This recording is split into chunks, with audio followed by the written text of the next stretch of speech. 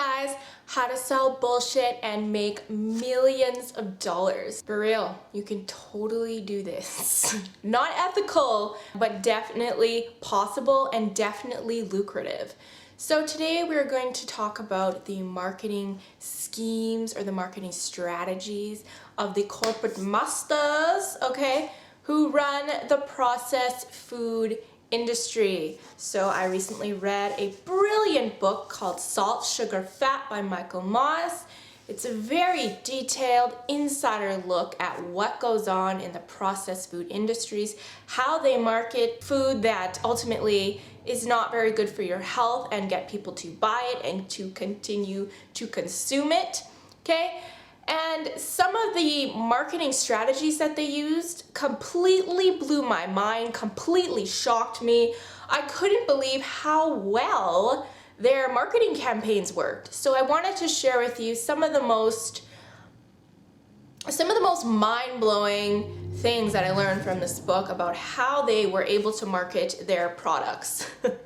Okay, so first we're going to go into the cereal industry. During the 90s, especially the 1990s, as well as early 2000s and even now, the cereal companies have been heavily criticized for the amount of sugar that they put in their cereal, with more and more research coming out that's linking high sugar consumption with all kinds of diseases like diabetes, heart disease, cancer, okay? Sugar should not be consumed in excessive amounts, and in most cereals, there's just too much sugar in it. The cereal companies, they had to deal with this problem, and they had to figure out how to market certain brands of cereal to certain people within a target market, okay?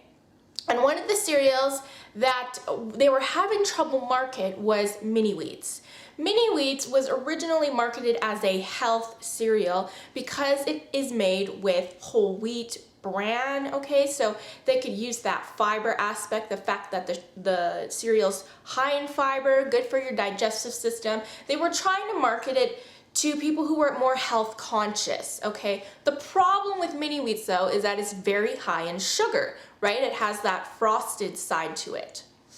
So the people who actually were health conscious weren't consuming MiniWheats because it was high in sugar. So they kind of had a little bit of a conundrum on their hands. They didn't know how to sell this cereal. So in came this brand new marketing campaign. They're like, yeah, we're gonna revamp the image of MiniWheats, and we are gonna target health conscious mothers who are trying to raise smart children. Okay, so they started to create commercials that were set in classrooms and targeted towards mothers of children going to school. And so this is one of the commercials that they put out, part of their marketing campaign in 2008. Where were we? We were on the third paragraph of page 57, and you were explaining that the stone structures made by ancient Romans were called aqueducts. And as you're writing that up on the board, your chalk broke into 3 pieces. Right. I've never been so proud. A clinical study showed kids who had a filling breakfast of frosted mini-wheat cereal improved their attentiveness by nearly 20%. 20%? Okay, even I'm impressed by me. Keeps them full, keeps them focused. Okay, now if you were me, right, I always assume that other consumers think the way that I think. I would be like, what a bunch of bullshit. Like, what the fuck is that? Right? No, that commercial sold a shit ton of MiniWheats. Sales for MiniWheats soared because of that marketing campaign. Now, obviously the claims in this commercial are pretty bold, right? I mean, like, what the fuck? And so other organizations within America questioned the validity of this study that they did. The Federal Trade Commission, they actually confronted the Kellogg's, I think that's who sells MiniWheats. They actually confronted this cereal company. They were like, okay, for real, show us the data on this study. And well, oh my God, the shit hit the fan, okay? Obviously, the people who created MiniWheats funded the study, and they created the study. They commissioned the study, okay? So obviously it was all their doing. So the actual results of this study are that half the children showed no improvement, And only 1 in 7 actually showed a 20% increase in their, their focus. So that is the real results of the study. So obviously they were wording it completely misleading. It was just a straight up lie, okay, like outright lie. And because it takes a while in litigation and legal actions and things like that, MiniWheats was able to air this commercial for 6 months before they actually did anything about it and pulled it. And so by then, it had already been in the majority of the public's eyes, and they had gotten this conception of MiniWheats making their children smarter and better in school, okay? And you would think that people would question this, okay, and question who the hell was funding this study. But this is the most shocking part. After they did a survey of people who had viewed this commercial, 51% believed that this study was true, and not only that, they believed that only MiniWheats could make their kids smarter. Only MiniWheats, okay? 51%. That's the majority of the public. What the fuck is that? That completely blew my mind. How people just took what they viewed on television and just took it as truth, took it as completely valid without questioning it. And then not only that, they 100% associated some kind of improvement with a particular product. Okay, that's the most fucked up part. Okay, so that's one very enlightening example of how easy it is to sell things to the public. Next, we are going to move on to sugary drinks, the sugary drink industry. So, again, pop industry, juice industries, they were getting a lot of flack from different health associations, lobbyists for public nutrition, just the public in general. They know sugar's bad for you. Why are we drinking sugary water? Basically gives you diabetes, right?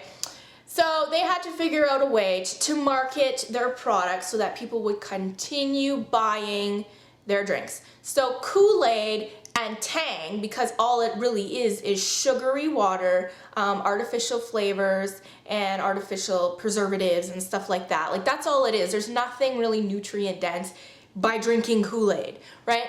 So they had to figure out, how are we gonna market KoolAid? KoolAid is fun. It's easy to market to kids because it's seen as a fun drink. The packaging looks cool.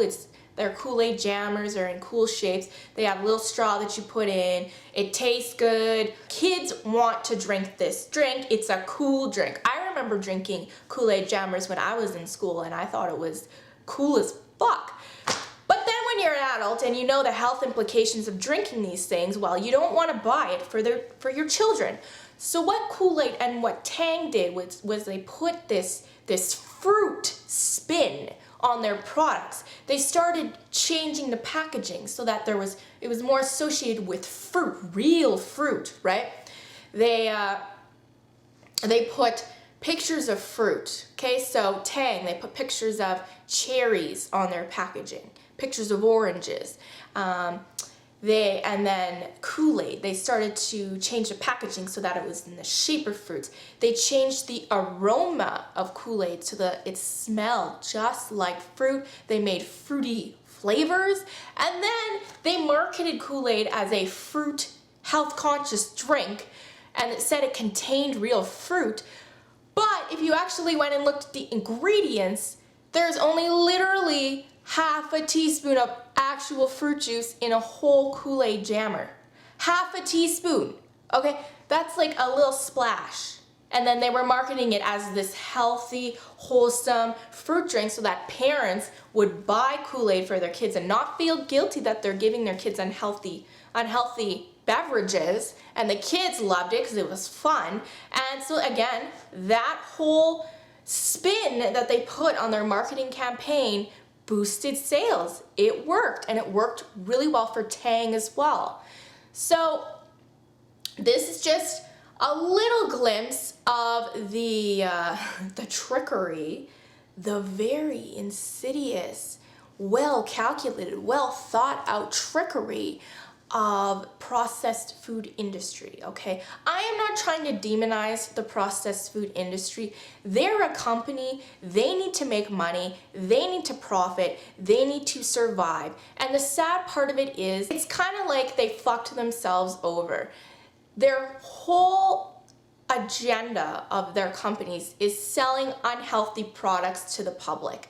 They can't alter their products to make them healthy. Just by the nature of what they're selling, you can't make it healthy. So they're like, what are they supposed to do? It's either sell this shitty stuff and continue surviving in the corporate world, or go bankrupt, right? If you want to be completely ethical and not sell this stuff to the public. That's kind of how this book portrayed a lot of the processed food industries, is that they cannot make products that people want to buy and taste good and sell without using salt, sugar, and fat. And unfortunately, salt, sugar, and fat are what is causing this obesity epidemic and these diseases. It seems like an unsolvable problem.